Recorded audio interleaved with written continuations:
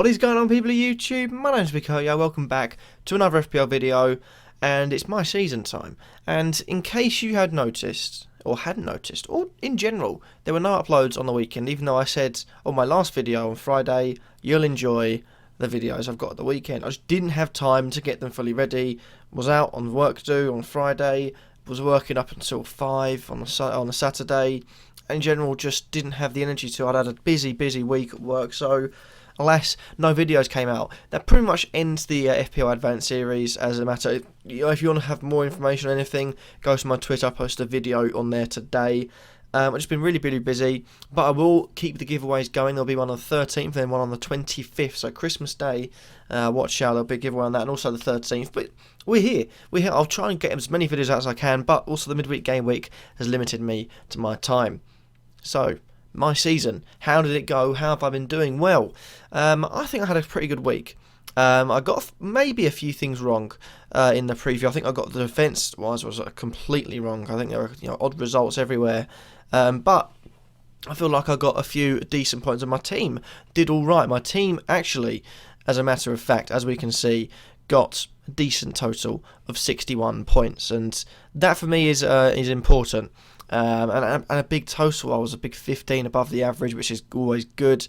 And I had a -8 to get rid of Austin and to get rid of Aguero. But I brought Sanchez in. I brought Nacho in. Yeah, exactly.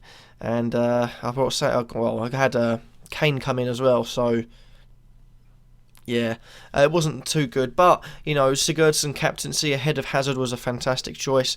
Pretty much got me a lot of my points. Alonso clean sheet. Amat came in as an automatic substitution for Leroy Fer, who Amat got a clean sheet. A few things did get wrong. I feel like could have maybe put Foster in, but I felt Heaton would have a better chance. Alas, he only got 1 point. And Phillips in for the 1 point of Walker, and you've got another few things I could have changed transfer wise, but. Yeah, it was a decent weekend in the end of things. 61 points is a pretty good. And as far as the results go, there's a few strange things. I mean, I thought Arsenal get a clean sheet, penalty, goal went against them. Spurs didn't really offer much in that game. And at the end of the day, it saw me go up in a lot of leagues, as we can see there. And but I'm impressed with myself. I think I've had a good weekend. It's what I needed. I'm back up inside the top 300k, which is something I desperately needed.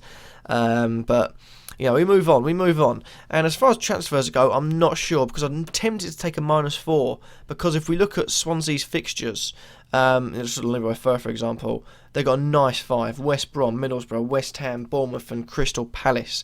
That leads me to think Leroy Fer, obviously, he hasn't played that game. Maybe it's just rested, or maybe he's injured, I'm not too sure.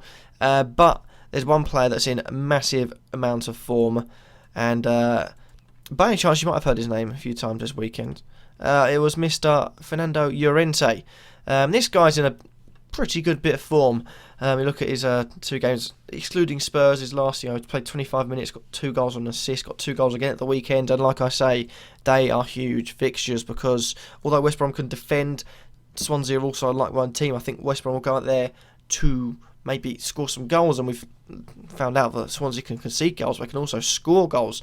3 against Sunderland, 5 against Palace. You got 1 there. In fact, very few times they've actually not scored. They've only 4 times a season for a club that's near the bottom of the table. It's pretty good. So Llorente will probably be coming in. I would say Iheanacho, but Watford at home, I feel like I could get something from it. So there is that. I'm a bit worried about a few things, personally. I mean, Kane, I know will come good. He's got Hull and Burnley at home. Huge home games. And as for Costa, well, it doesn't matter who you put in front of him, he's going to score. But those next 4 look really good. And as for Costa, a lot of people, like myself, back when he got his 4th yellow card, thinking, get that 5th yellow card, and then, people will transfer him out. But he's got to the point where he has grown, because he started off 9.5, he's now 10.9, he's almost got 1.5, and that's massive. It's got to the point now where if he got his 5th yellow card in the next game, I wouldn't consider getting rid of him. And I would advise people not to, because he's gone up so much value from the start, which I pretty much have. I think it's at least since in the 9 point something. it gives you a good chance to, if you take him out, like I could take him out now and I'd get 10.3 million, but that's, take him out, get 10.3 million, but if you take him out and get 10.3 million, you could be losing a lot of money, because he then, for you to make at least, absolute evens on it, he has to go down 0.6 million, which is insane. And I don't think that's going to happen. So if he does get a yellow card and you've had him for quite a while, like for example, if you put him in now, 10.9, and he gets a yellow card, I'd say, just in case, get him out. But at the moment, it doesn't really matter, because at the end of the day, he's going to play after one game. He's not going to be an Aguero 4-game suspension. Although I do have a feeling, come when the FA Cup is the next game for Chelsea, I've got a sneaky feeling he might pick up a yellow card then. But I thought that in the for the Capital One Cup game didn't happen. So he's obviously being controlled, and probably one of the nuttiest managers in Premier League history has contained one of the nuttiest players. I don't think anyone could have seen that one coming. But the team in general is looking good. The one worrying thing is that Arsenal's lack of clean sheets recently is letting me down. There's a goal conceded, just one in each of their last 6. And it's leading people, as we can see here, to transfer out Arsenal defenders. And that leaves me with a bit of a problem. Do I get rid of Laurent Koscielny? Do I replace him? What do I do? Because Everton and Man City are 2 tough teams. I don't think I'll get clean sheets on them. And that could lead a lot of people to transfer him out.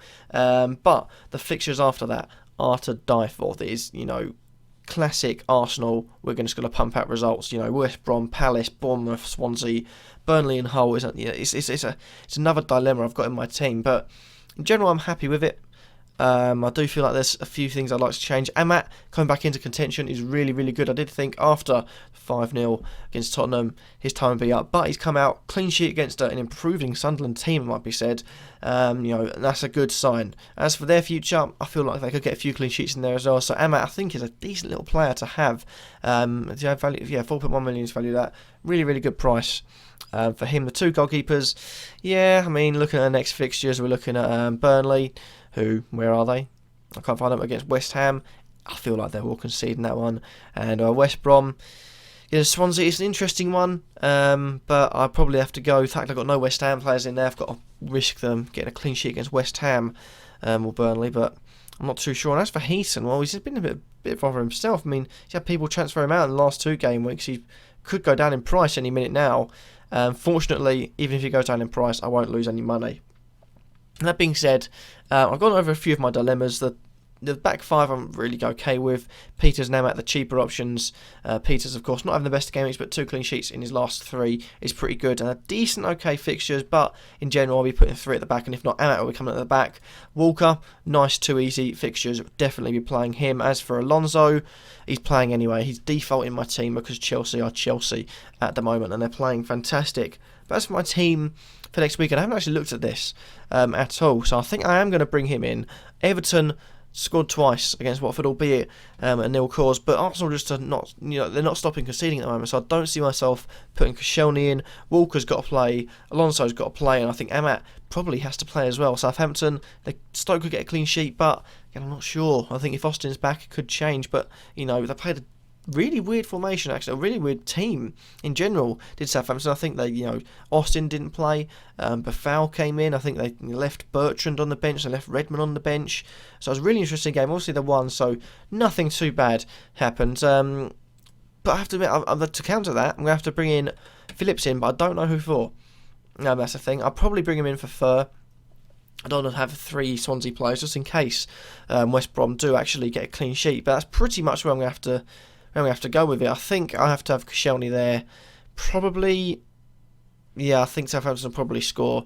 Although they're away from home. Actually, I will put Peters here. I would be tempted to play, my all-out attack, but I'm waiting to have the right balance of shite defenders, such, and a really good game week for a few attackers for that to happen. But I'd say, as for general, leave you with one last tip, and I'd say if you've got your wildcard, your transfer wildcard, you still haven't used it, I'd say use it now, because you can use that to get a few good players in. Like I say, this game week definitely needed. I think you've got Leicester against Bournemouth, that could be a goal fest. You've got goal fest everywhere. Liverpool against Middlesbrough, Chelsea against Sunderland. You've got Man City against Watford.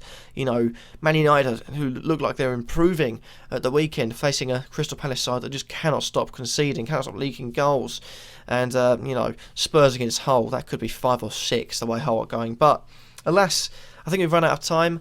I'd like to thank you all for watching, and let me know, how did you do on this game? Did you do well, green arrows, or bad as red arrows? Let me know in the comment section down below. Thank you all for watching. Hopefully you've enjoyed. Remember to like, comment, subscribe, and peace.